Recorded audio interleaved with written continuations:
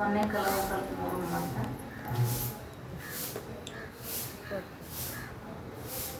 ಅಪರೋಕ್ಷ ಬ್ರಹ್ಮಜ್ಞಾನವೆಂದರೇನು? ಅಪರೋಕ್ಷ ಬ್ರಹ್ಮಜ್ಞಾನ.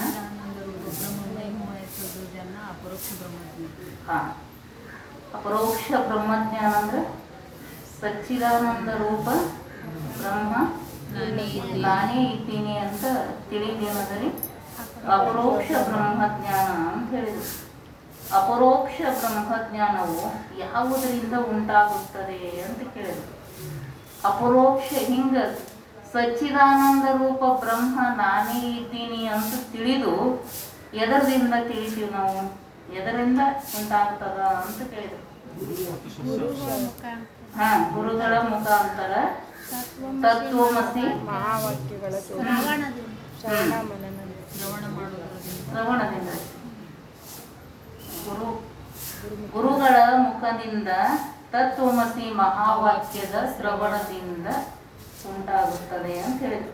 ಅಪರೋಕ್ಷ ಬ್ರಹ್ಮಜ್ಞಾನವು ಅಪರೋಕ್ಷ ಬ್ರಹ್ಮಜ್ಞಾನ ಎಷ್ಟು ಪ್ರಕಾರ ಅದಾವ? ಎರಡು ಪ್ರಕಾರ ಅದಾವ. ಅಪರೋಕ್ಷ ಬ್ರಹ್ಮಜ್ಞಾನ ಎರಡು ಪ್ರಕಾರ. ಎರಡು ಪ್ರಕಾರ. ಒಂದು ದೃಢ, ಇನ್ನೊಂದು ಅದೃಢ ಅಪರೋಕ್ಷ ಬ್ರಹ್ಮಜ್ಞಾನ ಅಂತಂದ್ರು. ಅದೃಢ ಅಪರೋಕ್ಷ ಬ್ರಹ್ಮಜ್ಞಾನ ಅಂದ್ರೆ ಏನು ಅಂತ ಪ್ರಶ್ನೆ. ಸಂಶಯ ವಿಪರೀತ ಭಾವನೆ ಸಹಿತ ಜೀವ ಬ್ರಹ್ಮರ ಐಕ್ಯವೇ ಅದೃಢ ಅಪರೋಕ್ಷ ಬ್ರಹ್ಮಜ್ಞಾನ ಅಂತ. ಅದೃಢ ಅಪರೋಕ್ಷ ಬ್ರಹ್ಮಜ್ಞಾನ ಏನ್ರಿ? ಇನ್ನೊಂದ್ಸಲ ನೀವು ಹೇಳ್ರಿ.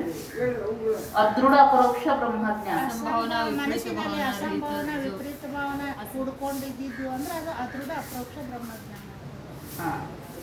ಅಸಂಭಾವನಾ ಮತ್ತು ವಿಪರೀತ ಭಾವನೆಗಳ ಸಮೇತವಾಗಿ ಬ್ರಹ್ಮಾತ್ಮರ ಏಕತ್ವದ ನಿಶ್ಚಯವನ್ನೇ ಅದೃಢ ಪರೋಕ್ಷ ಬ್ರಹ್ಮಜ್ಞಾನ ಅಂತ ಕರೀತಾರೆ. ಅಸಂಭಾವನಾ ಮತ್ತು ವಿಪರೀತ ಭಾವನೆ ಸಹಿತ ಅವೆರಡು ಇತ್ತಂದ್ರ ಅದೃಢ ಪರೋಕ್ಷ ಬ್ರಹ್ಮಜ್ಞಾನ ಅಂತಂದ್ರು. ಎರಡ ಹೇಳಿದ್ರಿ ನೀವು. ಏನ್ರಿ? ಒಂದ್ ಹೇಳಿದ್ರಿ ಅಸಂಭಾವನಾ ಅಂತ ಹೇಳಿದ್ರಿ, ಮತ್ತು ವಿಪರೀತ ಭಾವನೆ ಅಂದ್ರ. ಅಸಂಭಾವನಾದೊಳಗ ಎರಡ್ ಅದಾವ್ರಿ. ಏನ್ರಿ ಅವು? ಅಸಂಭಾವನಾದೊಳಗ ಪ್ರಮೇಯಗತ ಸಂಶಯ, ಪ್ರಮಾಣಗತ ಸಂಶಯ ಅಂತ ಎರಡು ಪ್ರಕಾರ ಹೇಳಿದ್ರು. ಎರಡು ಸಂಶಯಗಳು ಅಸಂಭಾವನಾದೊಳಗೆ ಎರಡು ಸಂಶಯ. ಒಂದು ಪ್ರಮೇಯಗತ, ಇನ್ನೊಂದು ಪ್ರಮಾಣದೊಳಗೆ ಬರುದು ಪ್ರಮಾಣಗತ ಸಂಶಯ. ವಸ್ತು ಪ್ರಮೇಯದೊಳಗೆ ಬರುದು ಪ್ರಮೇಯಗತ ಸಂಶಯ ಅಂತ ಹೇಳಿದ್ರು. ವಿಪರೀತ ಭಾವನಾ ಅಂದ್ರೆ ರೀ ವಿಪರೀತ ನಿಶ್ಚಯ, ವಿಪರೀತ ಭಾವನಾ ಅಂತ ಹೇಳಿದ್ರು. ಇಲ್ಲಿ ಏನ್ ಹೇಳಿದ್ರು?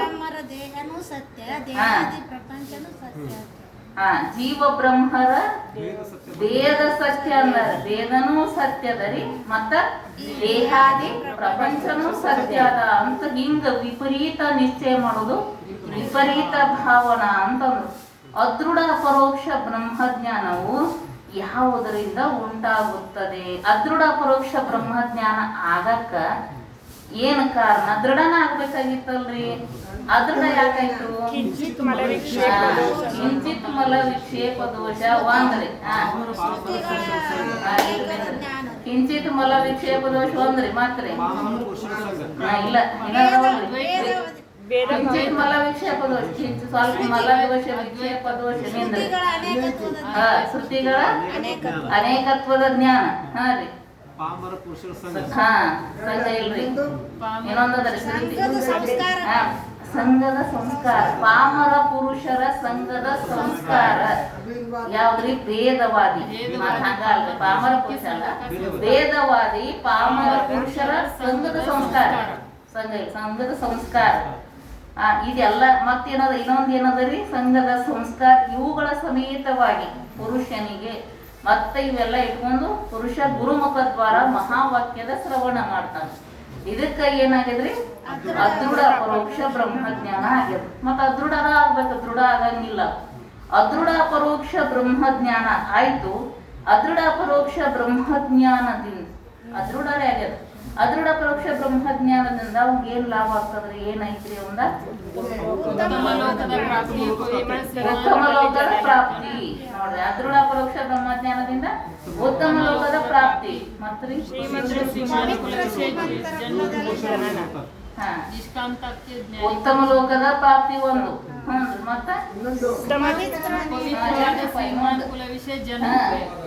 ಪವಿತ್ರವಾದ ಶುಚಿಮಂತಲ್ಲಿ ಹುಡ್ತಾನೆ. ಹಾ, ಪವಿತ್ರವಾದ ಶ್ರೀಮಂತರ ಮನೆತನದಲ್ಲಿ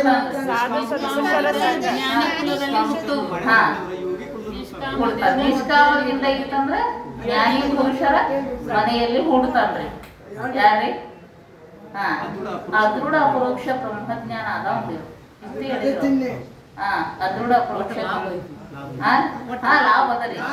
ಲಾಭ ಇರಲ್ಲ, ಆಗುದಿಲ್ಲ. ಅದು ಲಾಭ ಅದರಿ. ಒಟ್ಟು ಅದೃಢರೇ ಆಗ್ಲಿ ಅಂತ ಆಗದೈತಲ್ಲ. ಅದೃಢ ಪರೋಕ್ಷ ಬ್ರಹ್ಮಜ್ಞಾನ. ಅದೃಢ ಪರೋಕ್ಷ ಬ್ರಹ್ಮಜ್ಞಾನವು ಯಾವಾಗ ಪೂರ್ಣ ಆಗುತ್ತದೆ ಅಂತೇಳಿ, ಅದು ಪೂರ್ಣ ಒಂದು ಅವಧಿ ಇರ್ತದ್ರಿ. ಅದಕ್ಕೊಂದು ಎಲ್ಲಕ್ಕೂ ಒಂದು ಅವಧಿ ಇರ್ತದೆ. ಇಷ್ಟೇ ಅಂತ ಅದೃಢ ಮುಂದೆ ಹೋಗಲ್ರಿ. ಅದು ದೃಢಕ್ಕೆ ಹೋಗಲ್ಲ.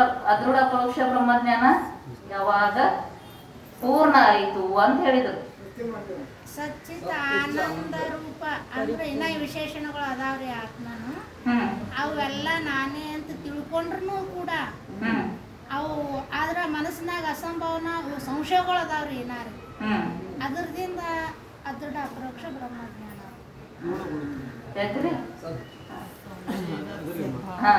ಅದೃಢ ಅಪರೋಕ್ಷ ಜ್ಞಾನ. ಸಂಶಯ ವಿಪರೀತ ಭಾವನೆ ಸಹಿತ ಗುರುಮುಖ ದ್ವಾರ ಮಹಾವಾಕ್ಯ ಶ್ರವಣವಾದರೂ ಕೂಡ ಅದು ಅದೃಢ ಪರೋಕ್ಷ ಜ್ಞಾನ. ಅದೃಢ ಪರೋಕ್ಷ ಬ್ರಹ್ಮಜ್ಞಾನ ಪೂರ್ಣ ಆಗುದು. ಯಾವಾಗ ಪೂರ್ಣ ಆಗ್ತದ? ಪೂರ್ಣ ಆಗುದಂದ್ರ ಯಾವಾಗ ಅಂತಂದ್ರ ಅವರು ಸತ್ ಚಿತ್ತ ಆನಂದ ಪ್ರತೀತಿ ಆಗ್ತಿತ್ರಿ. ಅವ್ನು ಒಳಗ್ ಪ್ರತೀತಿ ಆಗ್ತಿತ್ರಿ. ಆದಾಗ್ಯಾದರೂ ಪ್ರತೀತಿ ಆಗ್ತಿತ್ತ. ಅವಂಗ ಪ್ರತೀತಿ ಆದ್ರೂ ಕೂಡ ಅಲ್ಲಿ ಬ್ರಹ್ಮಣ ವಿಶೇಷಣಗಳು ಆಗಕತ್ತಿತ್ತು. ನಮ್ಗೆ ಬ್ರಹ್ಮಣ ವಿಶೇಷಣಗಳ ಆಗಕತ್ತಿತ್ತು. ಎಲ್ಲ ಒಂದ್ ಸ್ವಲ್ಪ ಪ್ರತೀತಿನೂ ಆಗ್ತಿತ್ತು. ಆದ್ರ ಏನಾಯ್ತ್ರಿ, ಅದು ಪ್ರತೀತಿಯಾಗಿ ಮುಂದ್ ಹೋಗ್ಲಿಲ್ರಿ. ಅದು ಮುಂದ್ ಹೋಗ್ಲಿಲ್ಲ. ಸತ್ ಹಿಂಗೆ ಇರ್ಬೇಕನ್, ಚಿತ್ತು ಹಿಂಗೆ ಇರ್ಬೇಕನ್ ಅಂದ ಪ್ರತೀತಿ ಆಗ್ತಿತ್ತು. ಭಾನ ಆಗ್ತಿತ್ತು. ಆದಾಗ್ಯಾದ್ರೂ ಹೌದೋ ಅಲ್ಲೋ ಆಕಿತ್ತು. ಆದ್ರ ಹೌದೋ ಅಲ್ಲೋ ಏನಿತ್ರಿ? ಸಂಶಯ ಮತ್ತು ವಿಪರೀತ ಭಾವನೆ ಎದ್ದು ನೋಡ್ರಿ. ಆದಾಗ್ಯಾದ್ರೂ ಸಂಶಯ ಮತ್ತು ವಿಪರೀತ ಸಂಶಯ ಅಂತ ಎದ್ರ ನಡೀತಿತ್ತು. ಅಲ್ಲಿ ಮತ್ತೇನಾತ್ರಿ? ಸಂಶಯ ಅಂದ್ರೆ ಇದು ಸತ್ ಹಿಂಗೇನೋ ಹೌದೋ ಏನಲ್ಲೋ ಸತ್ತ. ಚಿತ್ ಹಿಂಗೇನೋ ಹೌದೋ ಅಲ್ಲೋ. ಆನಂದ ಹಿಂಗ ಇರ್ಬೇಕನ್ನ, ಬ್ರಹ್ಮನ್ ಆನಂದ ಹಿಂಗ ಇರ್ಬೇಕನ್ನ ಸಂಶಯ ಇತ್ರಿ. ಅನುಭವಿಸ್ತಿದ್ದರೆ ಸಂಶಯ ಇತ್ತ. ಆಮೇಲೆ ಸಂಶಯ ಇದ್ರ ಸಂಶಯದಾಗ ಇರ್ತಿದ್ರಿ. ವಿಪರೀತ ಭಾವನ ಅಲ್ಲ ಬಿಡು ಅಲ್ಲ ಬಿಡು ಅಂತ ಹೇಳಿ ಮತ್ತ ವಿಪರೀತ ನಿಶ್ಚಯ ಆಗಿಬಿಡ್ತು. ಇಷ್ಟ ರೀ. ಅದು ಮುಂದೆ ಹೋಗಲ್ಲ. ಅದೇ ಅದ್ರೊಳಗ ಮುಗಿತ್ರಿ. ಅದು ಪೂರ್ಣ ಆಯ್ತು. ಅಷ್ಟೇ ಆಯ್ತ್ರಿ. ಅದು ಅದೃಢ ಅಪರೋಕ್ಷ ಬ್ರಹ್ಮಜ್ಞಾನ. ದೃಢ ಅಪರೋಕ್ಷ ಬ್ರಹ್ಮಜ್ಞಾನವೆಂದರೇನು? ಯಾತ್ರಿ? ದೃಢ ಅಪರೋಕ್ಷ ಮನಸ್ಸಿನಲ್ಲಿ ಸಂಶಯ ವಿಪರೀತ ಭಾವನೆ ರಹಿತ ಜೀವ ಬ್ರಹ್ಮರ ನಿಶ್ಚಯ ಮಾಡುವುದು ದೃಢ ಅಪರೋಕ್ಷ. ಇಲ್ಲಿ ಮನಸ್ಸಿನಲ್ಲಿ ಅಸಂಭಾವನ ಮತ್ತು ವಿಪರೀತ ಭಾವನೆ ಇಲ್ಲದೆ, ಇಲ್ಲಿ ದೃಢದೊಳಗ ಅಸಂಭಾವನೂ ಇಲ್ಲ, ವಿಪರೀತ ಭಾವನೆನೂ ಇಲ್ರಿ ದೃಢದೊಳಗ. ಅದೃಢ ಪರೋಕ್ಷ ಬ್ರಹ್ಮಜ್ಞಾನವು ಯಾವುದರಿಂದ? ದೃಢ ಪರೋಕ್ಷ ದೃಢ ಪರೋಕ್ಷ ಬ್ರಹ್ಮಜ್ಞಾನವು ಯಾವುದರಿಂದ ಉಂಟಾಗುತ್ತದೆ ಅಂತ ಕೇಳಿದ್ರು. ದೃಢ ಪರೋಕ್ಷ ಬ್ರಹ್ಮಜ್ಞಾನ ಎದರಿಂದ ಆಗ್ತದ್ರೆ?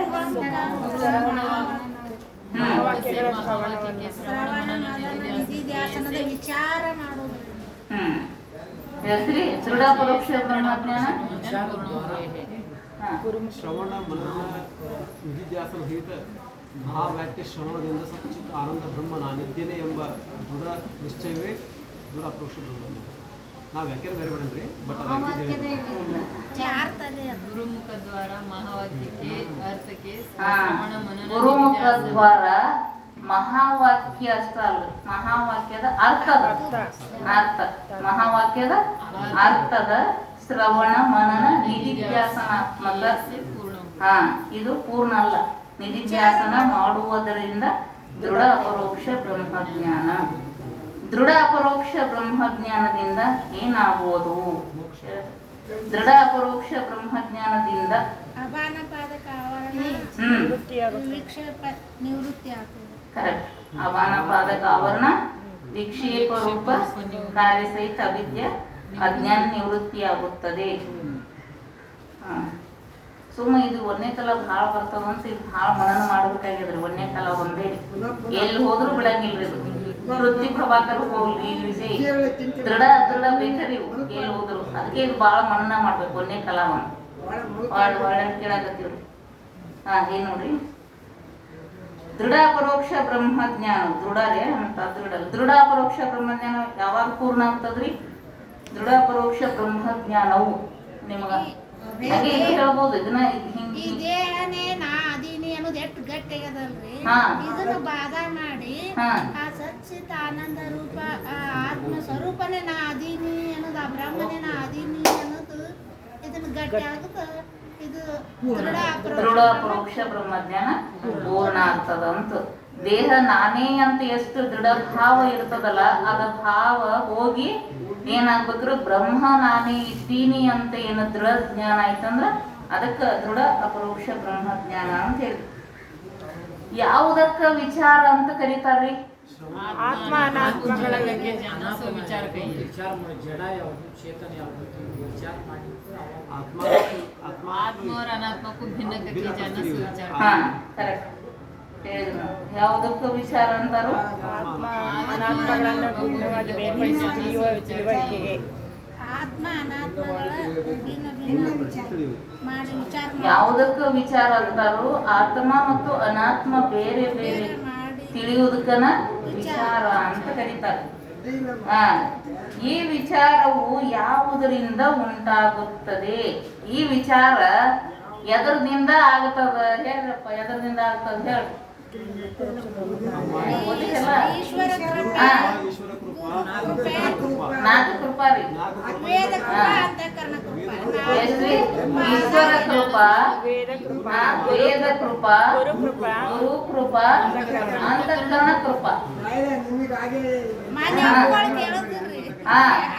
ಈಶ್ವರ ಕೃಪಾ, ವೇದ ಕೃಪಾ, ಗುರು ಕೃಪಾ, ಅಂತಃಕರಣ ಕೃಪಾ.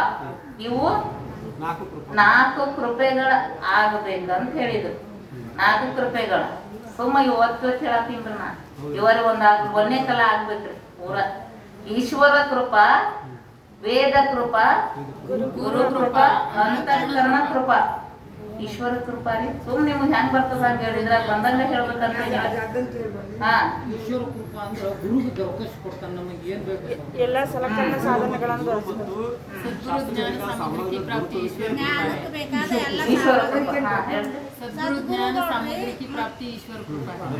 ಸದ್ಗುರುಗಳು ಮತ್ತು ಜ್ಞಾನಕ್ಕೆ ಏನೇನು ಸಾಮಗ್ರಿಗಳು ಬೇಕಲ್ಲ ಅದು ಪ್ರಾಪ್ತಿ ಆಯ್ತು ಅಂದ್ರ ಅದು ಈಶ್ವರ ಕೃಪಾ. ಮೊದಲು ಮನುಷ್ಯ ಶರೀರ ಸಿಗ್ಬೇಕು. ಮೊದಲು ಮನುಷ್ಯ ಶರೀರ ಸಿಗಬೇಕು, ಸದ್ಗುರುಗಳು ಸಿಗಬೇಕು, ಜ್ಞಾನದ ಸಾಮಗ್ರಿಗಳು ಸಿಗಬೇಕು, ಮತ್ತು ನಮಗೆಲ್ಲ ಹೋಗಕ್ಕೆ ಅನುಕೂಲ ಇರಬೇಕು. ಒಟ್ಟು ಎಲ್ಲ ಶಾಸ್ತ್ರ ನಾವೆಲ್ಲ ಕೇಳಾಕತ್ತೀವಲ್ರಿ ಈಗೆಲ್ಲ ನೋಡ್ರಿ. ಇದು ಈಶ್ವರ ಕೃಪಾ ಆಗ್ಯದ್ರಿ. ಯಾವುದೂ ಪ್ರತಿಬಂಧಕ ಇಲ್ಲ. ಮನುಷ್ಯ ಶರೀರ ಸಿಕ್ಕದ ಜ್ಞಾನದ ಸಾಮಗ್ರಿ ಗ್ರಂಥಗಳು ಹೇಳೋರು ಅನುಕೂಲ ಇರ್ಬೇಕಲ್ರಿ. ಎಲ್ಲ ವಸತಿಗೆಲ್ಲ ಐತಲ್ರಿ, ಪ್ರಶಾಂತ ಸ್ಥಾನ ಎಲ್ಲ ಐತಲ್ರಿ. ಇದು ಏನದರಿ? ಈಶ್ವರ ಕೃಪಾ. ಇದೆಲ್ಲ ಇತ್ತು ಅಂದ್ರೆ ಈಶ್ವರ ಕೃಪಾ ಆಗ್ಯದ ಅಂತ ತಿಳ್ಕೊಬೇಕ್ರಿ. ಎರಡನೇದು ಯಾವ್ದ್ರಿ? ವೇದ ಭಗವತಿ ಕೃಪಾ. ವೇದ ಕೃಪಾ. ವೇದ ಕೃಪಾ ಅಂದ್ರೆ ಏನ್ರಿ? ಶಾಸ್ತ್ರ ಅರ್ಥ ಧಾರಣಕ್ಕೆ ಶಕ್ತಿ. ಶಾಸ್ತ್ರದಲ್ಲಿ ಹೇಳಿರುವ ಅರ್ಥವನ್ನು ನಾವು ಧರಿಸಿಕೊಳ್ಳುವ ಶಕ್ತಿ ಇರಬೇಕು. ಅದು ವೇದ ಕೃಪಾ. ಶಾಸ್ತ್ರದ ತಾತ್ಪರ್ಯ ಗ್ರಹಣ ಮಾಡ್ತಕ್ಕಂಥ ಶಕ್ತಿ ವೇದ ಕೃಪಾ. ಶಾಸ್ತ್ರ ಹೆಂಗದ ಹಂಗ ಯಥಾರ್ಥವಾಗಿ ನಮ್ಮೊಳಗೆ ಇಳಿತಿತ್ತು ಅಂದ್ರೆ ವೇದ ಭಗವತಿ ಕೃಪಾ ಆಗ್ಯದ ಅಂತ ತಿಳ್ಕೊಬೇಕ್ರಿ. ಅವ್ರು ಹೇಳೋದೊಂದು ಬೇರೆ, ನಾವು ತಿಳ್ಕೊಳ್ಳೋದೊಂದು ಬೇರೆ ಆಗ್ಬಾರ್ದು. ಆ ಭೂತಾಗ್ನಿಕಿ ನ್ಯಾಯ ಅಂತಾರಲ್ಲ, ಹಂಗ ಆಗ್ಬಾರ್ದು. ಅವ್ರು ಹೇಳೋದೊಂದು ಬೇರೆ, ತಿಳ್ಕೊಳ್ಳೋದು ಹಿಂಗ ಹೇಳ್ರಲ್ರಿ ಅಂತ ಅವ್ರ ಮೇಲೆ ಅಲ್ಲ, ಇಲ್ರಿ ಅವ್ರ ಮೇಲೆ ಬರ್ತದ. ಯಾಕೆ ನಾವು ತಿಳ್ಕೊಂಡ ಬೇರೆ ತಿಳ್ಕೊತಿರ್ತೀವ್ರಿ. ನಮಗ್ ತಿಳ್ಕೊಳ್ಳೋದು ನಮಗ್ ತಪ್ಪು. ಹಂಗ ಅದು ವೇದ ಕೃಪಾ, ವೇದ ಭಗವತಿ ಕೃಪಾ ಆಗ್ಬೇಕಂತ ಆಗಿತ್ತು ಅಂದ್ರೆ ಅದು ಅವ್ರು ಹೆಂಗೆ ಹೇಳ್ತಾರ ಹಂಗೇ ತಿಳ್ಕೊಳ್ಳು, ಹಂಗೇ ನಮ್ಮೊಳಗ ಅರ್ಥ ಆಗ್ಬೇಕು. ಇದು ವೇದ ಕೃಪಾ ಅಂತ ಹೇಳ್ತಾರೆ. ಇನ್ಯಾವುದ್ರಿ? ವೇದ ಕೃಪಾ. ಗುರು ಕೃಪಾ ರೀ. ಗುರು ಕೃಪಾ ಅಂದ್ರ ಶಾಸ್ತ್ರ. ಹೇಳ್ತೀರಿ ಶಾಸ್ತ್ರ? ಹಾ ಹೇಳಿ.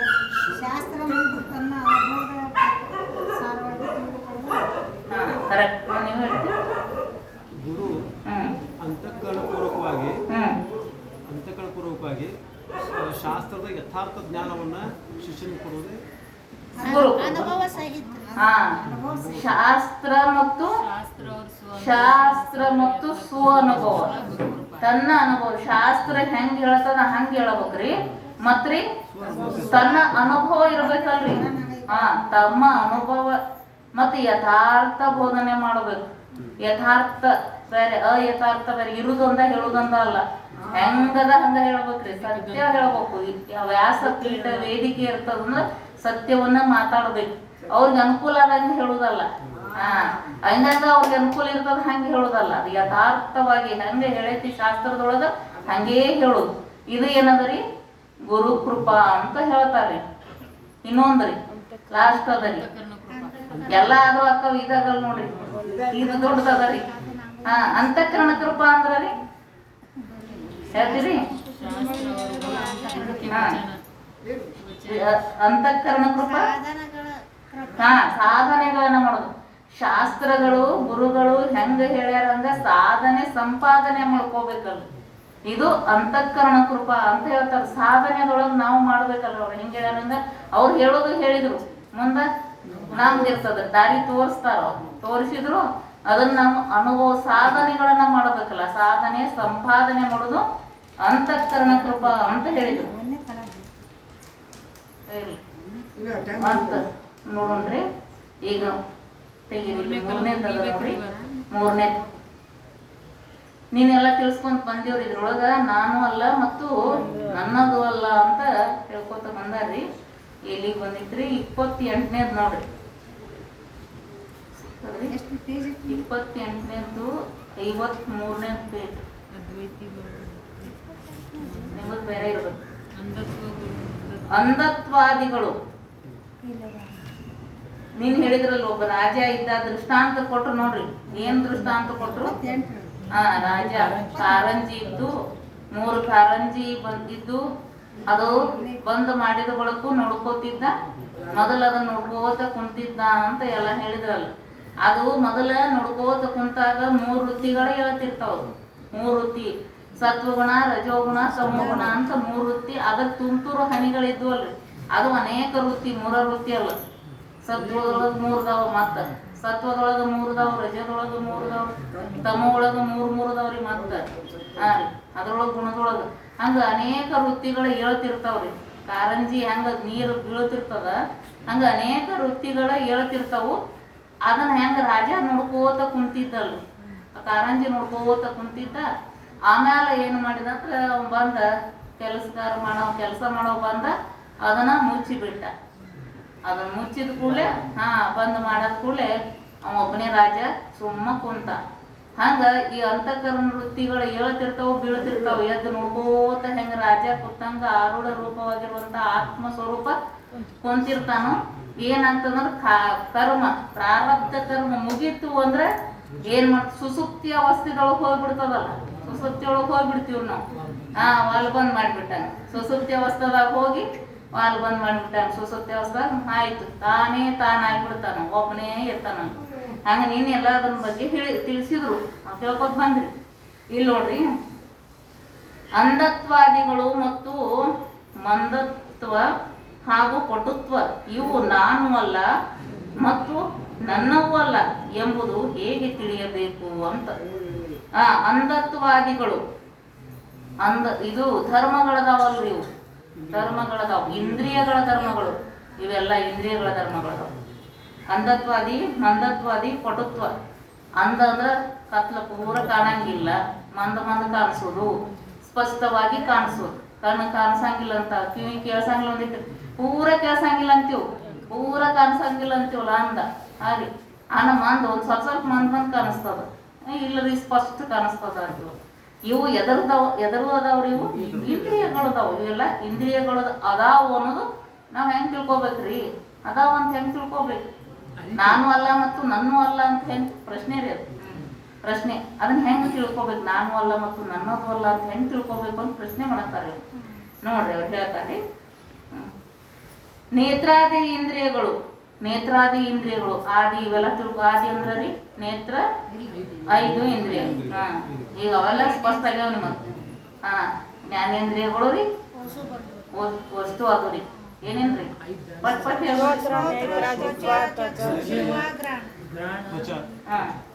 ಜಿವಗ್ರಾಣ, ಶ್ರೋತ್ರ, ತ್ವಚ, ಚಕ್ಷು, ಜಿವಗ್ರಾಣ. ಒಂದ್ ಎತ್ತಿದ್ಕೂಡ ಎಲ್ಲ ಪಟ್ ಪಟ್ ಬಂದ್ಬಿಡ್ಬೇಕ್ರಿ. ನೇತ್ರಾದ್ರಿ ಇಂದ್ರಿಯಗಳು ತಮ್ಮ ತಮ್ಮ ವಿಷಯವನ್ನು ಸ್ವಲ್ಪವಾದರೂ ಕೂಡ ಗ್ರಹಣ ಮಾಡದೇ ಇದ್ದಲ್ಲಿ, ಸ್ವಲ್ಪ ಗ್ರಹಣ ಮಾಡದೇ ಇದ್ದಲ್ಲಿ, ಸ್ವಲ್ಪವಾದರೂ ಅಂದ್ರೆ ಅಂದ ಪೂರ ಕಾಣಿಸಂಗಿಲ್ಲ ಅಂತೀವಲ್ಲ, ಇದ್ದಲ್ಲಿ ಅದು ಅವುಗಳ ಅಂಧತ್ವಾದಿ ಇದೆ, ಅದನ್ನು ಕೂಡ ನಾನು ಅರಿಯುತ್ತೇನೆ. ಅದನ್ನ ತಿಳಿತೀವಿಲ್ಲ, ನಾವು ಪೂರ ಕಾಣಂಗಿಲ್ಲ ಅನ್ನೋದು ನಾವು ತಿಳಿತೀವಿ. ಆ ಇಂದ್ರಿಯಗಳು ವಿಷಯಗಳನ್ನು ಸ್ವಲ್ಪ ರೂಪದಲ್ಲಿ ಗ್ರಹಣ ಮಾಡುತ್ತಿರುವಾಗ ಅದು ಅವುಗಳ ಮಂದತ್ವ ಇದೆ ಅನ್ನುವುದು ಕೂಡ ನಾನು ಅರಿಯುತ್ತೇನೆ. ಸ್ವಲ್ಪ ಕಾಣಿಸ್ತದ ಅನ್ನೋದು ನಾವು ತಿಳ್ಕೊತೀವ್ರಿ. ಕೂಡ ಇವುಗಳ ಅಂಧತ್ವ, ಮಂದತ್ವ, ಪಟುತ್ವಾದ ನಾನು ಅಲ್ಲ ಮತ್ತು ನನ್ನವೂ ಅಲ್ಲ. ಇವು ಇಂದ್ರಿಯಗಳ ಧರ್ಮವಾಗಿವೆ. ಇವು ಎದರ ಧರ್ಮದವ್ರಿ? ಇಂದ್ರಿಯಗಳ ಧರ್ಮದವ. ಸ್ಪಷ್ಟ ಗೊತ್ತಾಗ್ತದೆ ಇಂದ್ರಿಯಗಳ ಧರ್ಮ. ಇವು ತಿಳಿತದ ನಿಮಗೆ ಇಂದ್ರಿಯಗಳ ಧರ್ಮ. ಇವುಗಳನ್ನು ಅರಿಯುವ ದೃಷ್ಟ ಆದ ನಾನು ಘಟ ದೃಷ್ಟಾನಂತೆ ಇವುಗಳಿಗಿಂತಲೂ ಬೇರೆಯಾಗಿರುವೆನು. ಇವುಗಳನ್ನ ತಿಳಿತೀನಿ ಅಂದ್ರೆ ಇವು ನೋಡುವಂತ ದೃಷ್ಟ ಆಗಿರುತ್ತೀನಿ ಅಂತ ಹೇಳ್ತಾರ. ಹೆಂಗ ದೃಷ್ಟ ಆಗ್ತೀನು? ಘಟ ದೃಷ್ಟಾನಂತೆ. ಕೊಡವನ್ನು ಕೊಡಕ್ಕಿಂತ ಹೆಂಗ ಭಿನ್ನವಾಗಿರುತ್ತಾನ ಹಂಗ ಇವು ಅಂಧತ್ವ, ಮಂದತ್ವ, ಪಟತ್ವ ಪೂರ ಕಾಣಂಗಿಲ್ಲ ಅನ್ನೋದು ಗೊತ್ತಾಗ್ತದ್ರಿ. ಸ್ವಲ್ಪ ಕಾಣತದ ಅನ್ನೋದು ಗೊತ್ತಾಗ್ತದ, ಇಲ್ಲ ಸ್ಪಷ್ಟವಾಗಿ ಕಾಣ್ತದ ಅಂತೂ ಗೊತ್ತಾಗ್ತದ. ನಮ್ಗೆ ತಿಳಿತೀವಂದ್ರ ಇವನು ಅರಿಯುವ ನಾನು ಬೇರೆ ಇದ್ದೀನಿ ಅಂತ ಹೇಳಿದ್ರು. ಇವುಗಳಿಗಿಂತಲೂ ಈ ರೀತಿಯಾಗಿ ನಾನು ಸೂಕ್ಷ್ಮ ದೇಹದ ದೃಷ್ಟ ಆಗಿರುವೆನು ಅಂತ ಇಲ್ಲಿ ಹೇಳಿದ್ರು. ಅವ್ರು ಇಷ್ಟು ತನ ಹೇಳಿದ್ರು. ಈ ರೀತಿಯಾಗಿ ನಾನು ಏನಿದ್ದೀನಿ ಅಂತಂದ್ರ ಸೂಕ್ಷ್ಮ ದೇಹದ ದೃಷ್ಟ ಆಗಿದ್ದೀನಿ ಅಂತ ಆಯ್ತು. ಸ್ಥೂಲ ದೇಹ ಹೋಗ್ಯದ್ರಿ ಮೊನ್ನೆ. ಈಗ್ರಿ ಸೂಕ್ಷ್ಮ ದೇಹ ದೃಷ್ಟ ಆಗಿವ್ರಿ. ನಾವಿ ಸೂಕ್ಷ್ಮ ದೇಹವನ್ನ ಇದ್ರಿಟ್ಟ ಅರಿಯಾಕತ್ತಿದೀವಿ. ಇಷ್ಟೊತ್ತನ ಎಲ್ಲ ಹೇಳಿದ್ರು. ಸೂಕ್ಷ್ಮ ದೇಹ 17 ತತ್ವಗಳಿಂದ ಆಗ್ಯದ್ರೆ, ಸೂಕ್ಷ್ಮ ದೇಹ 17 ತತ್ವಗಳಿಂದ ಆಗ್ಯದ. ಪಂಚ ಜ್ಞಾನೇಂದ್ರಿಯ, ಪಂಚ ಕರ್ಮೇಂದ್ರಿಯ, ಪಂಚ ಪ್ರಾಣ, ಮನ, ಬುದ್ಧಿ, ಚಿತ್ತ, ಅಹಂಕಾರ ಅದ್ರೊಳಗ ಅಂತರ್ಗತ ಮಾಡಿದ್ರು. ಇವಷ್ಟು ಕೂಡಿದ ಏನದರಿ? ಸೂಕ್ಷ್ಮ ದೇಹ ಅದರಿ. ಅಪಂಚೀಕೃತ ಪಂಚಮಹಾಭೂತಗಳಿಂದ ಕೂಡಿದ 17 ತತ್ವಗಳಿಂದ ಕೂಡಿದು ಸೂಕ್ಷ್ಮ ದೇಹ ಅದ ಅಂತ ಹೇಳಿದರು. ಯಾವುದಕ್ಕೆ ಕಾರಣ ದೇಹ ಎನ್ನಬೇಕು ಅಂತ. ಕಾರಣ ದೇಹ ಅನ್ನೋದಲ್ಲ, ಸ್ಥೂಲ ಮತ್ತು ಸೂಕ್ಷ್ಮ ಕಾರಣ 3 ದೇಹಗಳದಾವ್ರೆ. ಸ್ಥೂಲ ದೇಹ ಒಂದೇ ಕಾಣಿಸ್ತದ. ನಮ್ಮ ಕಣ್ಣಿಗೆ ಕಾಣಿಸೋದು ಸ್ಥೂಲ ದೇಹ ಒಂದೇ. ಸೂಕ್ಷ್ಮನೂ ಕಾಣಂಗಿಲ್ಲ, ಕಾರಣ ದೇಹನೂ ಕಾಣಂಗಿಲ್ಲ. ಸ್ಥೂಲ ಮತ್ತು ಸೂಕ್ಷ್ಮಕ್ಕೆ ಕಾರಣವಾಗಿದ್ದೇ ಕಾರಣ ದೇಹ ಅಂತ ಹೇಳ್ತಾರೆ. ಸುಸುಪ್ತಿಯಿಂದ ಕಾರಣ ದೇಹ. ಯಾವುದಕ್ಕೆ ಕಾರಣ ದೇಹವೆನ್ನುತ್ತಾರೆ ಅಂತ ಪ್ರಶ್ನೆ ಮಾಡಿದ್ರು.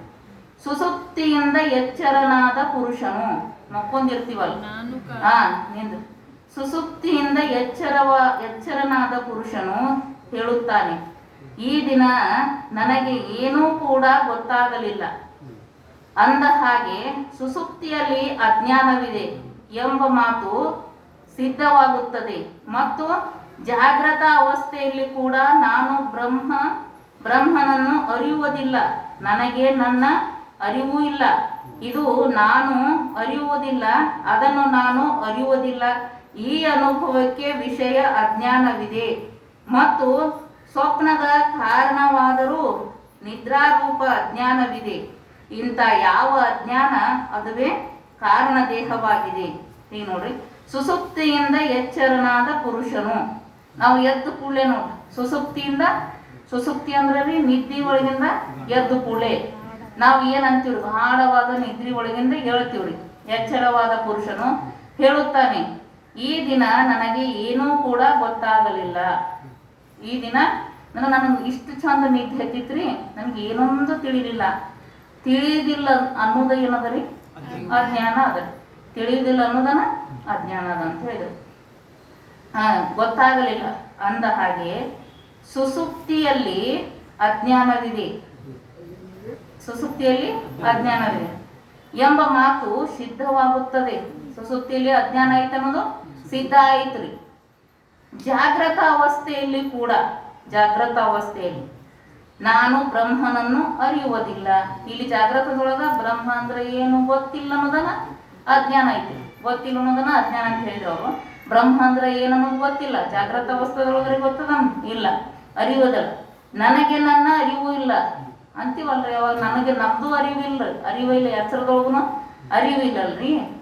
ಇದನ್ನು ನಾನು ಅರಿಯುವುದಿಲ್ಲ, ಇದನ್ನು ನನಗೆ ಗೊತ್ತಿಲ್ಲ, ಅದು ನನಗೆ ಗೊತ್ತಿಲ್ಲ ಅಂತೀವಲ್ಲ. ಇದು ಗೊತ್ತಿಲ್ಲ, ಅದು ಗೊತ್ತಿಲ್ಲ ನನ್ನ ಅಜ್ಞಾನದರಿ. ಗೊತ್ತಿಲ್ಲ ಅಂತೀವಲ್ಲ. ಅದನ್ನು ನಾನು ಅರಿಯುವುದಿಲ್ಲ, ಅದು ನಾ ತಿಳ್ಕೊಳಂಗಿಲ್ಲ, ಇದು ನನಗೆ ಗೊತ್ತಿಲ್ಲ ಅಂತೀವಲ್ಲ. ಈ ಅನುಭವಕ್ಕೆ ವಿಷಯ ಜ್ಞಾನವಿದೆ. ಈ ಅನುಭವಕ್ಕೆ ಏನು ವಿಷಯ ಏನದಂದ್ರೆ ಅಜ್ಞಾನ ಐತಿ. ಅಜ್ಞಾನ ಅಲ್ರಿ ವಿಷಯ. ನನಗೆ ಗೊತ್ತಿಲ್ಲ ಅನ್ನೋದಕ್ಕೆ ಏನು ಅಜ್ಞಾನನ ವಿಷಯ ಅದ ರೀ. ಮತ್ತು ಸ್ವಪ್ನದ ಕಾರಣವಾದರೂ ನಿದ್ರಾರೂಪ ಅಜ್ಞಾನವಿದೆ. ಸ್ವಪ್ನದ ಕಾರಣವಾದರೂ ನಿದ್ರಾರೂಪ ಅಜ್ಞಾನವಿದೆ. ಅಲ್ಲಿನೂ ಅಜ್ಞಾನನ ಅದ. ಇಂಥ ಯಾವ ಅಜ್ಞಾನ, ಅದುವೇ ಕಾರಣ ದೇಹವಾಗಿದೆ ಅಂತ ಹೇಳಿದ್ರು. ಅಜ್ಞಾನ ಅಂದ್ರನ ಕಾರಣ ದೇಹ ಅಂತ ಹೇಳ್ತಾರೆ. ಇಲ್ಲಿ ಇದ್ರ ಮೇಲಿನ ಟಿಪ್ಪಣಿ ಅದ ರೀ. ಅಂದ ಹಾಗೆ ಅಂತದಲ್ರಿ, ಅದ್ರ ಮೇಲೆ ಟಿಪ್ಪಣಿ ಅದ ನೋಡ್ರಿ. ಸುಸುಪ್ತಿಯಿಂದ ಎದ್ದ ಪುರುಷನಿಗೆ ನನಗೆ ಏನೂ ಕೂಡ ಗೊತ್ತಿಲ್ಲ. ಸುಸುಪ್ತಿಯಿಂದ ಎದ್ದ ಮನುಷ್ಯ ನನಗೇನೋ ಗೊತ್ತಿಲ್ಲ ಅಂತಾನಲ್ರಿ ಎಂಬ ಜ್ಞಾನ ಉಂಟಾಗುತ್ತದೆ. ಅದು ಜ್ಞಾನ ಅನುಭವ ರೂಪ ಅಲ್ಲ, ಆದರೆ ಸುಸುಪ್ತಿ ಕಾಲದಲ್ಲಿ ಅನುಭವಿಸಿದ ಅಜ್ಞಾನದ ಸ್ಮೃತಿ ಇರುವುದು. ಆ ಸ್ಮೃತಿ ವಿಷಯ ನಿದ್ರಾ ಅವಸ್ಥೆಯಲ್ಲಿ ಅಜ್ಞಾನವಿದೆ ಅಂತ ಹೇಳಿದ್ರು. ನೋಡ್ರಿ, ನಿದ್ದೆ ಒಳಗೆ ನಾವು ಏನು ಮಾಡ್ತೀವಿ ಅಂತ ಕೇಳಿದ್ರೆ ಹೇಳ್ತೀವಲ್ರಿ. ಎದ್ದ ಕೂಡಲೇ ಏನಂತೀವ್ರಿ, ನಮ್ಗೆ ಏನೂ ಗೊತ್ತಾಗ್ಲಿಲ್ಲ ನೋಡ್ರಿ, ಆರಾಮ್ ಮಕ್ಕೊಂಡಿದ್ದೀವ್ರಿ, ಯಾವುದೊಂದು ಗೊತ್ತಾಗ್ಲಿಲ್ಲ ಅನ್ನೋದನ್ನ ಏನದರಿ ಅಜ್ಞಾನ ಅದ ಅಂತ ಹೇಳಿದ್ರು. ಆ ಗೊತ್ತಾಗಲಿಲ್ಲ ಅಂತ ಹೇಳಿ ಅಂತೀವಲ್ರಿ. ಅದನ್ನ ನಾವು ಎಲ್ಲಿ ನಿತ್ಯಾಗ ಹೇಳ್ತೀವೋ, ಎಚ್ಚರಕ್ಕೆ ಬಂದು ಹೇಳ್ತೀವ್ರಿ, ಎಚ್ಚರಕ್ಕೆ ಬಂದು ಹೇಳ್ತೀವ್ರಿ. ಅದು ಇಲ್ರಿ, ಅಲ್ಲೇ ನನಗೇನೂ ಗೊತ್ತಾಗಿಂಗಿಲ್ರಿ ಅಂದ್ರೆ ನಾವು ನಿದ್ದೆ ಒಳಗೆ ಯಾರು ಹಂಗೆ ಹೇಳಿರಿ. ಅಲ್ಲಿ ಇಂದ್ರಿಯಗಳೇ ಇಲ್ಲಲ್ರಿ ಹೇಳಾಕ. ಅಲ್ಲಿ ಬರೀ ಏನದರಿ ಅನುಭವ ಅದರಿ. ಅದು ಅಲ್ಲಿ ಅನುಭವ ಅದರಿ, ಅಲ್ಲಿ ಹೇಳಾಕ ಬರುದಿಲ್ಲ. ಇಂದ್ರಿಯಗಳೇ ಇಲ್ಲ ಅಲ್ಲಿ. ಅವಿದ್ಯಾದೊಳಗ ಲಯ ಆಗ್ಯದ್ರಿ, ಅಲ್ಲಿ ಇಲ್ಲ. ನಾವು ಏನ್ ಮಾಡ್ತೀವಂದ್ರೆ ಎಚ್ಚರಿಕೆ ಬಂದ ನಮ್ಗೆ ಏನೋ ತಿಳಿಲಿಲ್ಲ ನೋಡ್ರಿ ಅಂತ ಹೇಳ್ತೀವ್ರಿ. ಏನೋ ತಿಳಿಲಿಲ್ಲ ಅಂತ ಸ್ಮರಣ ಮಾಡ್ಕೊಂಡು ಹೇಳ್ತೀವಿ. ಸ್ಮೃತಿ ಮಾಡ್ಕೊಂಡ ಹೇಳ್ಬೇಕಲ್ರಿ. ನಾವು ಸ್ಮೃತಿ ಮಾಡ್ಕೊಂಡ ಏನೊಂದು ಗೊತ್ತಾಗ್ಲಿಲ್ಲ ಅಂತ ಹೇಳ್ತೀವಿ ನಾವು. ಈ ಅನುಭವಕ್ಕೆ ವಿಷಯ ಅಜ್ಞಾನವಿದೆ ಅಂತ ಹೇಳಿದ್ರು. ಏನೊಂದು ಗೊತ್ತಾಗ್ಲಿಲ್ಲ ಅಂತ ನಾವು ಸ್ಮೃತಿ ಮಾಡ್ಕೊಂಡು ಹೇಳ್ತೀವಲ್ರಿ ಹೊರಗೆ ಬಂದ ಬಳಕ, ಅದಕ್ಕೆ ವಿಷಯ ಏನದರಿ ಅಜ್ಞಾನನ ಅದರಿ. ಅಜ್ಞಾನ ಏನೂ ಗೊತ್ತಾಗ್ಲಿಲ್ಲ ಅನ್ನೋದಕ್ಕನ ಅಜ್ಞಾನನ ಅದರಿ. ಇನ್ನೊಂದು ಟಿಪ್ಪಣಿ ಅದರಿ. ಅಜ್ಞಾನ ಅದುವೇ ಕಾರಣ ದೇಹವಾಗಿದೆ ಅಂತ ಹೇಳಿದ್ರು. ಅದುವೇ ಏನದರಿ ಕಾರಣ ದೇಹ ಅಂತ ಹೇಳಿದ್ರು. ಇಲ್ಲಿ ನೋಡ್ರಿ, ಎರಡನೇದ್ ನೋಡ್ರಿ ಟಿಪ್ಪಣಿ. ಇದು ಕಾರಣ ದೇಹವಾಗಿದೆ ಐತಲ್ರಿ, ಅದ್ರ ಮೇಲೆ ಐತೆ ನೋಡ್ರಿ. ಅಜ್ಞಾನ ಸ್ಥೂಲ ಸೂಕ್ಷ್ಮ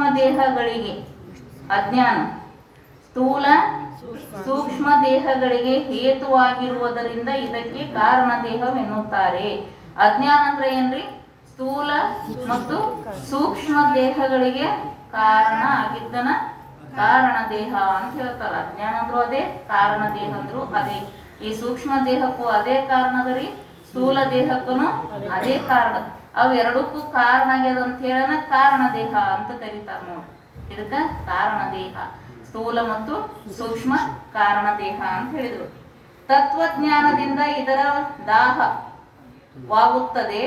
ಆದ್ದರಿಂದ ಇದಕ್ಕೆ ದೇಹವೆನ್ನುತ್ತಾರೆ ಅಂತ ಹೇಳ್ತಾರೆ. ದೇಹ ಅಂತ ಕರಿತೀವಲ್ಲ, ಈ ದೇಹ ಅಂತ ಯಾಕೆ ಕರಿತೀವಿ ಅಂದ್ರೆ ತತ್ವಜ್ಞಾನದಿಂದ ಬಾಧಿಸ್ಕೊಂಡು ಹೋಗ್ತದ, ದಯಿಸಿಕೊಂಡು ಹೋಗ್ತದ್ರಿ. ಇದಕ್ಕ ದೇಹ ಅಂತ ಕರೀತಾರೆ. ತತ್ವಜ್ಞಾನದಿಂದ ಇದು ಬಾಧಿಸ್ಕೊಂಡು ಹೋಗ್ತದ್ರಿ, ದಾಹ ಆಗ್ತದ, ಇದಕ್ಕ ದೇಹ ಅಂತ ಕರೀತಾರೆ. ಗರ್ಭದಿಂದ ಸೂಕ್ಷ್ಮ ದೇಹ. ಇದಕ್ಕೆ ನೋಡ್ರಿ, ಗರ್ಭ ಮಂದಿರದಲ್ಲಿ ಇರುವ ಅಂಧಕಾರವು ಗರ್ಭ ಮಂದಿರದಲ್ಲಿ ಇರುವ ಅಂಧಕಾರವು ಕತ್ತಲೆ ಮಂದಿರವನ್ನು ಆವರಿಸುವಂತೆ ಈ ಅಜ್ಞಾನವಾದರೂ ಬ್ರಹ್ಮನ ಆಶ್ರಿತವಾಗಿ ಇದ್ದು ಬ್ರಹ್ಮನನ್ನೇ ಆವೃತ ಮಾಡುತ್ತದೆ ಅಂತ ಹೇಳಿದ್ರು. ಅಜ್ಞಾನ ಅಂದ್ರ ಎದರ ಆಶ್ರಿತವಾಗ್ಯದ ಅಂದ್ರೆ ಗರ್ಭ ಮಂದಿರದೊಳಗ, ಗರ್ಭಗುಡಿ ಒಳಗ ಏನಿರ್ತದ್ರಿ? ಕತ್ಲಿ ಇರ್ತದ. ಗರ್ಭಗುಡಿ ಒಳಗ ಕತ್ಲಿ ಇರ್ತದ. ಆ ಗರ್ಭಗುಡಿ ಒಳಗ ಕತ್ಲಿ ಇದ್ರಂದ್ರ ಆ ಗರ್ಭಗುಡಿನ ಕಾಣಿಸ್ಲಾರ್ದಂಗ ಮಾಡಿರ್ತದ. ಅದ್ರೊಳಗ ಆಶ್ರಯದೊಳಗಿದ್ದ ಅದನ್ನ ಮುಚ್ಚಿ ಹಾಕೊಂಡಿರ್ತದ, ಅದನ್ನೇ ಮುಚ್ಚಿ ಹಾಕಿರ್ತದಲ್ಲಿ. ಹಂಗ್ರಿ ಇದು ಬ್ರಹ್ಮನನ್ನೇ. ಇಲ್ಲಿ ಏನ್ ಮಾಡಿದ್ರಿ? ಅಜ್ಞಾನ ಎಲ್ಲದರಿ? ಅಜ್ಞಾನ ಇರುವುದು ಬ್ರಹ್ಮನ ಆಶ್ರಯದೊಳಗನ ಅದ. ಗರ್ಭಗುಡಿ ಆಶ್ರಯದೊಳಗ ಕತ್ಲದರಿ, ಆ ಗರ್ಭಗುಡಿನ ಕಾಣಿಸ್ಲಾರ್ದಂಗ ಮಾಡ್ಯಾರ. ಅದಕ್ಕ ಇದು ಅಜ್ಞಾನ ಎಲ್ಲದರಿ? ಅಜ್ಞಾನ ಇಲ್ಲಿ ಬ್ರಹ್ಮನ ಆಶ್ರಯದೊಳಗಿದ್ದ ಬ್ರಹ್ಮನನ್ನೇ ತೋರ್ಬಿಡ್ಲಾರ್ದಂಗ ಮಾಡ್ಯಾರ. ಅಜ್ಞಾನ ಅಷ್ಟು ಶಕ್ತಿ ಅದು ನೋಡ್ರಿ, ಅದು ಬ್ರಹ್ಮನನ್ನೇ ತೋರ್ಬಿಡ್ಲಾರ್ದಂಗ ಮಾಡ್ಯಾರ. ಈಗ ನೋಡ್ರಿ 80. ಕಾರಣ ದೇಹವು ನಾನು ಅಲ್ಲ ಮತ್ತು ನನ್ನದು ಅಲ್ಲ ಎಂಬುದನ್ನು ಹೇಗೆ ತಿಳಿದುಕೊಳ್ಳಬೇಕು ಅಂತ ಹೇಳಿದ್ರು. ಇವೆಲ್ಲ ಸ್ಥೂಲ ದೇಹ ಐತ್ರ್ಯಾ, ಸೂಕ್ಷ್ಮ ದೇಹ ಮುಗಿತ್ರ್ಯಾ, ಇನ್ಯಾವ್ದ್ರಿ? ಕಾರಣ ದೇಹ ನಾನು ಅಲ್ಲ ಮತ್ತು ನನ್ನದು ಅಲ್ಲ ಅನ್ನೋದು ಹೆಂಗ ತಿಳ್ಕೋಬೇಕು? ಇವೆರಡು ತಿಳ್ಕೊಂಡಾರಿ. ಇದನ್ನ ಹೆಂಗ ತಿಳ್ಕೋಬೇಕು ಅಂತಂದ್ರಿ ಅವ್ರು. ಈಗ ನೋಡ್ರಿ, ಇಲ್ಲಿ ನೋಡ್ರಿ. ವಿಷಯಗಳೊಂದಿಗೆ ನಾನು ಅರಿಯುತ್ತೇನೆ. ಆದ್ದರಿಂದ ಈ ಕಾರಣ ದೇಹವು ನಾನು ಅಲ್ಲ ಮತ್ತು ನನ್ನದು ಅಲ್ಲ, ಇದು ಅಜ್ಞಾನದಾಗಿದೆ ಅಂತ ಹೇಳಿದ್ರು. ವಿಷಯಗಳೊಂದಿಗೆ ನಾ ತಿಳಿತೀನಲ್ರಿ, ಅದಕ್ಕೆ ಏನದ ಅಂತ ಕೇಳಿದ್ರೆ ಇದು ಅಜ್ಞಾನದಾಗಿದೆ. ಈ ದೇಹವು ನಾನು ಅಲ್ಲ ಮತ್ತು ನನ್ನದು ಅಲ್ಲ, ಇದನ್ನು ಅರಿಯುವ ದೃಷ್ಟ ಆದ ನಾನು ಘಟದೃಷ್ಟಾನಂತೆ ಈ ಅಜ್ಞಾನದಕ್ಕಿಂತಲೂ ಬೇರೆಯಾಗಿ ಇರುವೆನು. ಇದು ಅಜ್ಞಾನ ಅಂದ್ರ ನಾ ತಿಳಿದಿಲ್ಲ ಅನ್ನೋದು ಗೊತ್ತಾಗ್ತದಿಲ್ರಿ. ನನಗೆ ಗೊತ್ತಿಲ್ಲ ಅನ್ನೋದು ತಿಳಿದ ಹೇಳ್ತೀವಲ್ಲ, ನಾವು ಗೊತ್ತಿಲ್ಲ ಅನ್ನೋದನ್ನು ತಿಳಿದ ಹೇಳ್ತೀವಲ್ರಿ. ಆ ತಿಳಿತೀವಂತ ಈ ಅಜ್ಞಾನ ನಾನು ಅಲ್ಲ ಮತ್ತು ನನ್ನದು ಅಲ್ಲ ಅಂತ ಹೇಳಿದ್ರಿ. ಇನ್ನ ನೋಡ್ರಿ, ಇಲ್ಲೊಂದು ಟಿಪ್ಪಣಿ ಕೊಟ್ರ, ಅಜ್ಞಾನದಾಗಿದೆ ಅಂತ ಹೇಳಿದಿವಲ್ಲ, ಅಜ್ಞಾನದಾಗಿದೆ ಅಂತ ಹೇಳ್ಯಾರ. ಅಜ್ಞಾನ ಮತ್ತು ಅಜ್ಞಾನದಾಗಿದೆ ಅಂತ ಹೇಳ್ತಿರಲ್ಲ, ಅದು ಹೆಂಗ್ರಿ? ಎರಡು ಅಜ್ಞಾನ ಆಗಿದೆ ಅಂತ ಹೇಳ್ತಿರಲ್ಲ, ಅದು ಹೆಂಗ್ರಿ ಅಂತ ಕೇಳಿದ್ರ ಇಲ್ಲಿ ಹೇಳಿದ್ರು, ಕಾರಣ ದೇಹ ತಾನೇ ಅಜ್ಞಾನವಾಗಿರುವುದು, ಅದಕ್ಕೆ ಅಜ್ಞಾನದಿಂದಿರುವುದು ಎಂದು ಹೇಳಿದೆಯೋ ಅದು ರಾಹುವಿನ ಮಸ್ತಕವೆಂದಂತೆ ಆಗಿದೆ, ಇದಾಗಿದೆ ಅಂತ ಹೇಳಿ. ಅಜ್ಞಾನದಿಂದ ಅಜ್ಞಾನ ಅಂತ ಹೇಳಿದ್ರಲ್ಲ, 2 ಸಲ ಹೇಳಿದ್ರಲ್ಲ. ಹಿಂಗೆ ಯಾಕೆ ಹೇಳಿದ್ರಿ ಅಂತಂದ್ರ, ಅಜ್ಞಾನ ಅಂದ್ರೂ ಒಂದೇ, ಕಾರಣ ದೇಹ ಅಂದ್ರೂ ಒಂದೇ ಅಂತ ಹೇಳಿದ್ರು. ಹೆಂಗ ಅಂತ ಕೇಳಿದ್ರ ಎರಡೂ ಒಂದೇ. ಅಜ್ಞಾನ ಅಂದ್ರೂ ಒಂದೇ, ಕಾರಣ ದೇಹ ಅಂದ್ರೂ ಒಂದೇ. ಈಗ ರಾಹು ಅಂದ್ರ ತಲಿ. ಅವನ್ ರಾಹು ಏನ್ ಮಾಡಿರ್ತಾನ? ನಿಮಗೆಲ್ಲ ಗೊತ್ತದ ಕತಿ. ರಾಹು ಏನ್ ಮಾಡಿರ್ತಾನ್ರಿ? ಅದ್ರೊಳಗ ಅಮೃತ ದೇವತೆಗಳು ಮತ್ತು ರಾಕ್ಷಸರು ಇದು ಮಾಡೋ ಮುಂದ ಅಮೃತ ಕುಡಿತಾನ್ರಿ. ಕುಡಿದು ಬಳಕ್ರಿ ಅದು ಗಂಟಲದೊಳಗೆ ಇಳಿತಿರ್ತದ. ಇಳಿ ಮುಂದ ಏನ್ ಮಾಡ್ತಾರ? ಗೊತ್ತಾಗಿ ಬಿಡ್ತದ, ಅದು ತಲಿ ಕತ್ತರಿಸಿ ಬಿಡ್ತಾರ ರಾಹು. ಆ ತಲಿ ಒಂದ ಉಳಿತದ್ರಿ. ಅದು ಯಾಕ್ರಿ? ಅದು ಅಮೃತ ಅಲ್ಲಿ ತನ ಹೋಗಿರ್ತದ. ಒಳಗೆ ಇಳಿದು ಬ್ಯಾಡ ಅಂತ ಹೇಳಿ ತಲಿ ಕಟ್ ಮಾಡ್ತಾರಲ್ರಿ. ಅದಕ್ಕೆ ರಾಹು ಅಂದ್ರ ತಲಿನ ರೀ, ತಲಿ ಅಂದ್ರ ರಾಹುನ.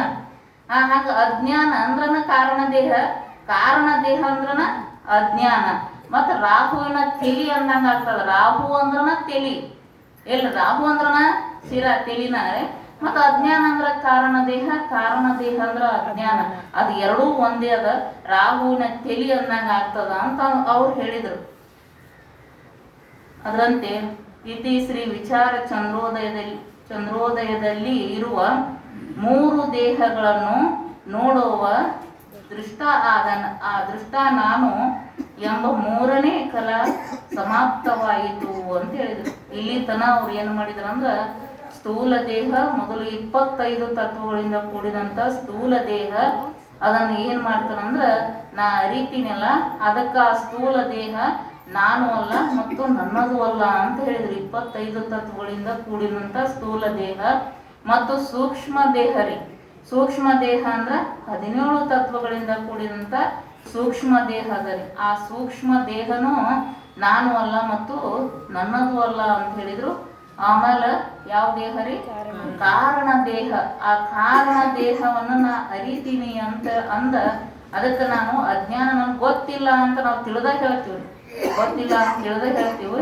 ಅದಕ್ಕೆ ನಾವು ತಿಳಿತೀವಿ ಅಂದ್ರೆ ಈ ಕಾರಣ ದೇಹನು ನಾನು ಅಲ್ಲ ಮತ್ತು ನನ್ನದು ಅಲ್ಲ ಅಂತೇಳಿ ಈ ರೀತಿಯಾಗಿ ಇಲ್ಲಿವರೆಗೆ ಇವರು ಪಂಡಿತ ಪೀತಾಂಬರ್ಜಿಯವರು ನಮ್ಗೆ ಸವಿಸ್ತಾರವಾಗಿ ತಿಳಿಸ್ಕೊಟ್ರು. ಮತ್ತು ನೋಡೋಣ್ರಿ, ನಮ್ಮದು ಭಾಗ್ಯ ಇತ್ತು ಅಂದ್ರೆ ಮತ್ತು ಮುಂದಿನ ವರ್ಷ 4ನೇ ಕಲ ನಾವು ನೀವು ನೋಡೋಣ ಅಂತೇಳಿ ಈಗ ಸ್ವಲ್ಪ ಸಂಸ್ಕೃತ ಭಾಷೆ ಅಂತ ವಿಚಾರ ಮಾಡೋಣ.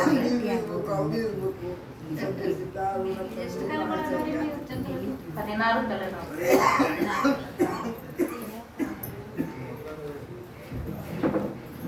ನಿನ್ನೆ ಸಂಸ್ಕೃತದೊಳಗೆ ನಾವು ಕೇಳಿದ್ದೀವ. ಗಂತುಂ ಅಂದ್ರ ಹೋಗಲು, ಗಂತುಂ ಅಂದ್ರ ಹೋಗಲು, ಪಠಿತುಂ ಅಂದ್ರ ಓದಲು, ಪತಿತುಂ ಅಂದ್ರ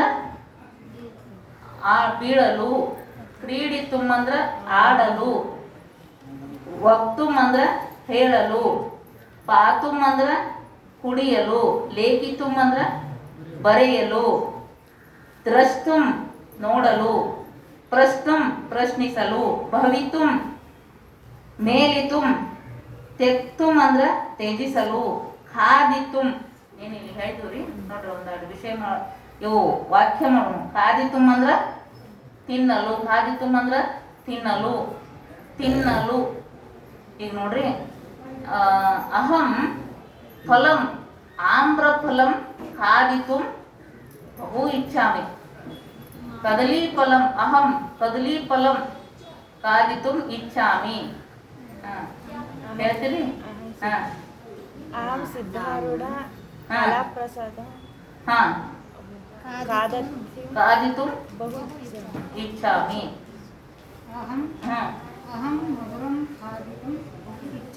ಮಧುರಂ ಖಾದಿತುಂ ಇಚ್ಛಾಮಿ, ಅಹಂ ಮಧುರಂ ಖಾದಿತುಂ ಇಚ್ಛಾಮಿ.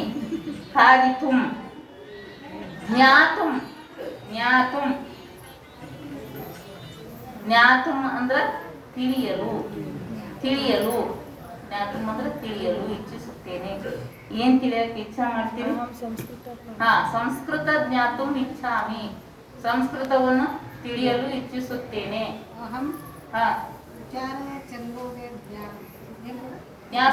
ಜ್ಞಾತುಂ ಗಚ್ಚಾಮಿ, ಇಚ್ಛಾಮಿ. ಜ್ಞಾತುಂ ತಿಳಿಯಲು. ಕರ್ತುಂ ಅಂದ್ರೆ ರೀ ಮಾಡಲು, ಕರ್ತುಂ ಮಾಡಲು, ಬರ್ಕೊಂಡು ಕರ್ತುಂ ಅಂದ್ರೆ ಮಾಡಲು. ಏನ್ ಮಾಡಾಕ್ರಿ? ಸತ್ಯಂ ಸತ್ಯಂ. ನೂತನ ಗೃಹಂ ಕರ್ತುಂ ಧನಂ ಅವಶ್ಯಕಂ, ನೂತನ ಗೃಹಂ ಕರ್ತುಂ ಧನಂ ಅವಶ್ಯಕಂ. ಹೊಸ ಮನೆ ಕಟ್ಟಕ್ಕ ಧನ ಬೇಕು, ಅವಶ್ಯಕಂ.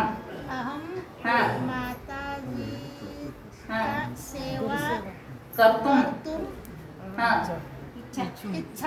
ಇಚ್ಛಾಮಿ, ಸಮೀಚೀನ.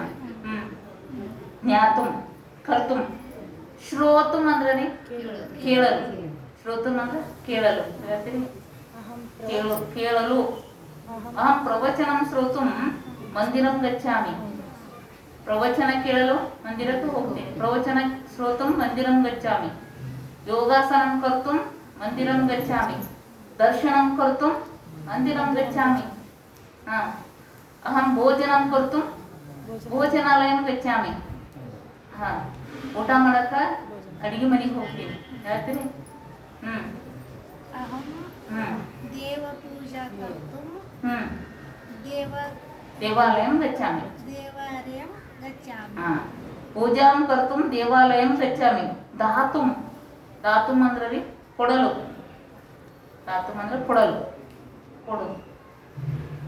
ಪ್ರೇಷಯತುಂ ಅಂದ್ರ ಕಳುಹಿಸಲು. ಪ್ರೇಷಯತು ಕಳುಹಿಸಲು.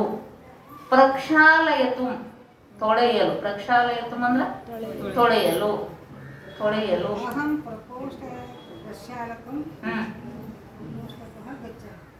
ಪ್ರಕೋಷ್ಠ ಪ್ರಕ್ಷಾಲಯತುಂ. ವಸ್ತ್ರಚೂರ್ಣಂ ಸ್ವೀಕರೋಮಿ. ವಸ್ತ್ರಚೂರ್ಣಂ ಸ್ವೀಕರೋಮಿ. ಪ್ರಕೋಷ್ಠ ಪ್ರಕ್ಷಾಲಯತುಂ ವಸ್ತ್ರಚೂರ್ಣಂ ಸ್ವೀಕರೋಮಿ. ವಸ್ತ್ರಚೂರ್ಣಂ ಅಂದ್ರ ಇದು ಸಾಬನ್ ಪುಡಿ. ವಸ್ತ್ರಪೇನಕಂ ಅಂದ್ರ ಇದು ರೀ ಸಾಬೂನ್. ವಸ್ತ್ರಪೇನಕಂ ವಸ್ತ್ರಚೂರ್ಣಂ ದಂತಕೂರ್ಜಃ ದಂತಪೇನಃ ಯುತಕಂ ಅಂದ್ರ ಅಂಗಿ. ಸ್ನಾನಪೇನಕಂ ಅಂದ್ರ ಮೈಗೆ ಹಚ್ಕೋ ಸಾಬೂನು. ಸ್ನಾನಪೇನಕಂ. ಪ್ರಕ್ಷಾಲಯತುಂ ವಸ್ತ್ರಂ ಪ್ರಕ್ಷಾಲಯತುಂ ನದಿಂ ಗಚ್ಚಾಮಿ. ವಸ್ತ್ರಂ ಪ್ರಕ್ಷಾಲಯತುಂ ನದಿಂ ಗಚ್ಚಾಮಿ. ಪ್ರಕ್ಷಾಲಯತುಂ ಅಂದ್ರ ತೊಳೆಯಲು. ಮಂದಿರಂ ಪ್ರಕ್ಷಾಲಯತುಂ ಮಂದಿರಂ ಗಚ್ಚಾಮಿ. ಮಂದಿರ ಪ್ರಕ್ಷಾಲಯತುಂ ಮಂದಿರಂ ಗಚ್ಚಾಮಿ.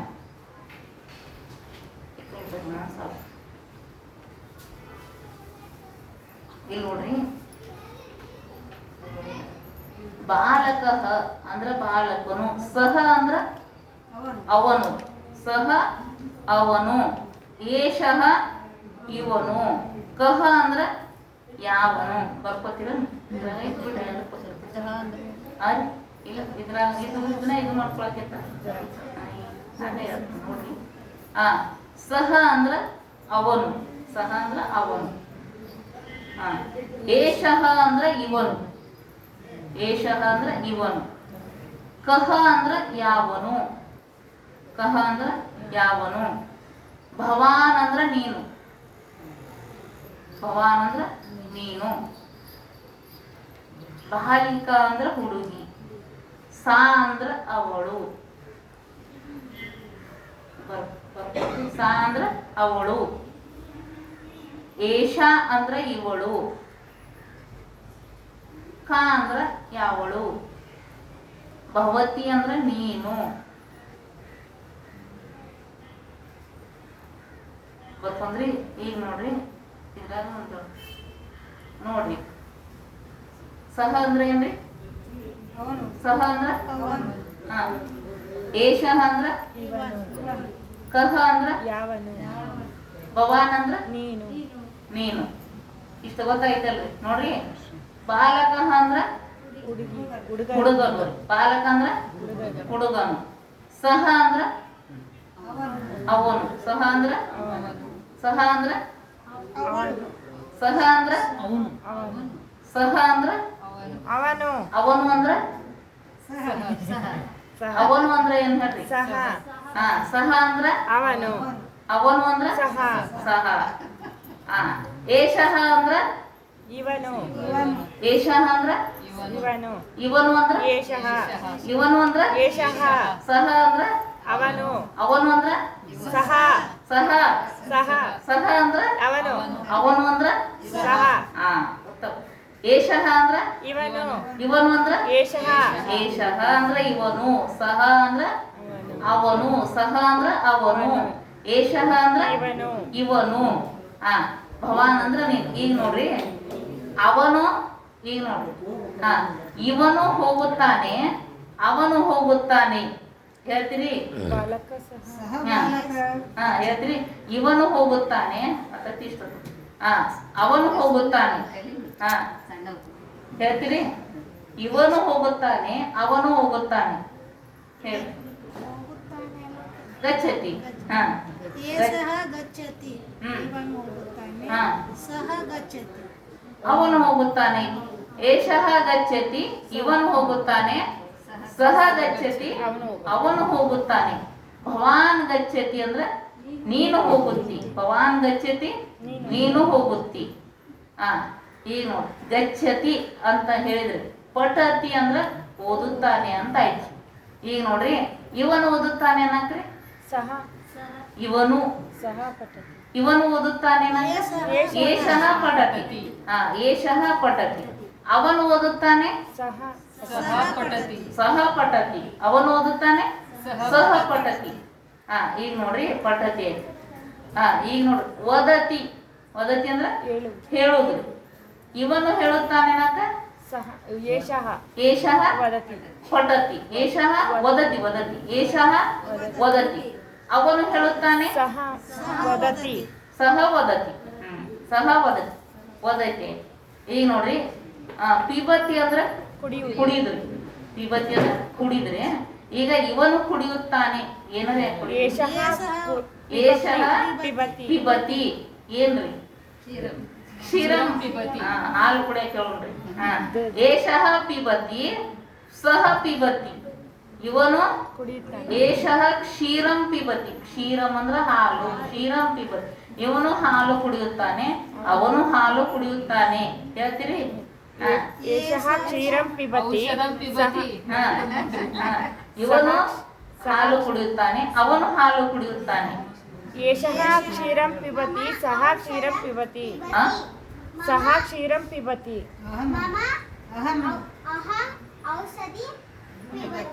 ಪಿಬಾಮಿ. ಅಹಂ ಔಷಧಂ ಪಿಬಾಮಿ. ಪಿಬತಿ ಪಿಬತಿ. ಈಗ ಖಾದತಿ ನೋಡಿ. ಖಾದತಿ ಅಂದ್ರೆ ತಿನ್ನೋದ್ರಿ. ಖಾದತಿ ಅಂದ್ರೆ ತಿನ್ನೋದು. ಇವನು ಹಣ್ಣನ್ನು ತಿನ್ನುತ್ತಾನೆ. ಕದಲಿ ಫಲ ಅಂದ್ರೆ ಬಾಳೆಹಣ್ಣು. ಇವನು ಕದಲಿ ಫಲ ತಿನ್ನುತ್ತಾನೆ. ಅವನು ಕದಲಿ ಫಲ ತಿನ್ನುತ್ತಾನೆ. ಏಷಃ ಕದತಿ ಸಹ ಕದಳಿ ಕಾದತಿ ಕಾದತಿ. ಏಷಃ ಅಂದ್ರೆ ಇವನು. ಸಹ ಅಂದ್ರೆ ಅವನು. ಬಾಲಿಕಾ ಅಂದ್ರೆ ಹುಡುಗಿ. ಬಾಲಿಕಾ ಹಣ್ಣನ್ನು ತಿನ್ನುತ್ತಾಳೆ. ಬಾಲಿಕ ಕದಲಂ ಪಿಬತಿ ಖಾದತಿ ಫಲಂ ಬಾಲಿಕಾ ಫಲಂ ಖಾದತಿ. ಹುಡುಗನು ಹಣ್ಣನ್ನು ತಿನ್ನುತ್ತಾನೆ. ಬಾಲಕ ಕದಲಂ ಖಾದತಿ ಫಲಂ ಖಾದತಿ. अद्य अन्तिमदिनमस्ति. अद्य अन्तिमदिनमस्ति. आगामि वर्षे पुनः मिलामः. परन्तु इदानीम् एकं कथां वदामि, शृण्वन्तु. संस्कृतभाषायामेव एकं कथां वदामि. नीतिकथा अस्ति. सम्यक् अस्ति. समीचीनम् अस्ति. कथां वदामि. नन्तर ज्ञानं न अभवत् चेत् पुनः कन्नडभाषायां वदामि. एकः रङ्गप्प इति आसीत्. गतवर्षे उक्तवती आसम्. एकः रङ्गप्पः इति आसीत्. सः रङ्गप्प प्रतिदिनं क्षेत्रे कार्यं करोति स्म. तस्य क्षेत्रे कार्यं करोति स्म. क्षेत्रे किं भवति? ईक्षुदण्डः आसीत्. ईक्षुदण्ड नन्तर कन्नड भाषायां वदामि. ईक्षुदण्डः क्षेत्रम् आसीत्. सः रङ्गप्प प्रतिदिनं प्रवचनं आगच्छति स्म. प्रतिदिनं प्रवचनार्थं बहु ध्यानेन शृणोति स्म रङ्गप्प. एकदिनं प्रवचनमध्ये किं किं वदति तत्सर्वे सः यथा वदति तदा करोति स्म. नन्तर एकदिनं किम् अभवत् इत्युक्ते तस्य क्षेत्रमस्ति. क्षेत्रे कार्यं कुर्वन् आसीत्. क्षेत्रे कार्यं कुर्वन् आसीत्. तस्य ईक्षुदण्डस्य क्षेत्रमासीत्. ईक्षुदण्ड बहु उन्नतः आसन्. तदा सः अत्र क्षेत्रे रङ्गप्पस्य क्षेत्र अत्र अस्ति. पार्श्वे समुद्रः अस्ति. तस्य पार्श्वे समुद्रः भवति. समुद्रः आसीत्. सः रङ्गप्प एवं समुद्र उपरि एक मन्दिरम् आसीत्. लक्ष्मी मन्दिरम् आसीत्. सः रङ्गप्प किं कृतवान्? एवमेव उपविष्टवान् आसीत्. तदा ಸಮುದ್ರः किं भवति स्म समुद्रः पृष्ठे गतं बहु पृष्ठे गतं समुद्रः रङ्गप्पः किं दृष्टवान् रङ्गप्पः एवं पश्यति समुद्र पुरतः पुरतः पुरतः गच्छति तदा रङ्गप्पः वदति कथम् अहं यदा बाल्यावस्थायाम् एवमेव आसीत् समुद्रः पृष्ठे गतम् आसीत् तदा तस्मिन् दिने समुद्रः पृष्ठे यावत् पृष्ठं गच्छति तावत् अग्रे आगच्छति समुद्रः जलं तदर्थं सः रङ्गप्प उक्तवान् इदानीं जलं किं भवति जलम् आगच्छति तत्र मन्दिरमस्ति जात्रा अस्ति बहु सम्मर्दः जनः अस्ति आसन् शृणोतु उष्णं शृणोतु तत्र मन्दिरमस्ति मन्दिरे बहु सम्मर्दः आसन् जनाः अधिकाः आसन्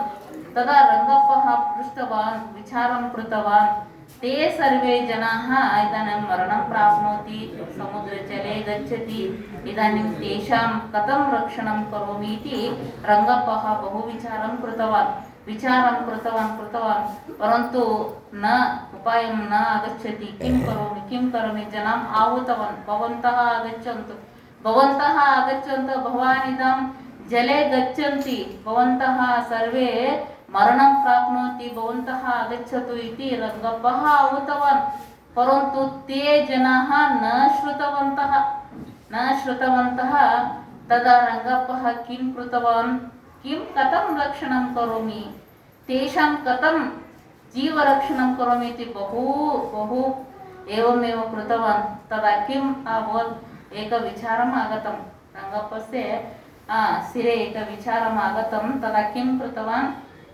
शिलाखण्डम् अग्निशलाकः स्वीकृत्य एवं ज्वालित्वा क्षेत्रे क्षिपितवान् तदा क्षेत्रं बहु उच्चैः ज्वालः आगच्छति तदा जनः रङ्गप्पस्य क्षेत्रे दहति इति जनाः आगतवन्तः आगच्छति जलम् उपरि गच्छति उपरि गत्वा पुनः यथास्थाने गतं जलं तदा ते जनाः अस्माकं मरणम् इदानीं तत्रैव आसं चेत् वयं सर्वे मरणं प्राप्नोति स्म इदानीं रङ्गप्पः बहु परोपकारं कृतवान् रङ्गप्पस्य कृते ते जनाः धन्यवादः उक्तवन्तः अस्माकं मरणं रक्षितवान् नो चेत् वयं किं करोति स्म मरणं प्राप्नोति स्म इति जनः नमस्कारं कृतवान्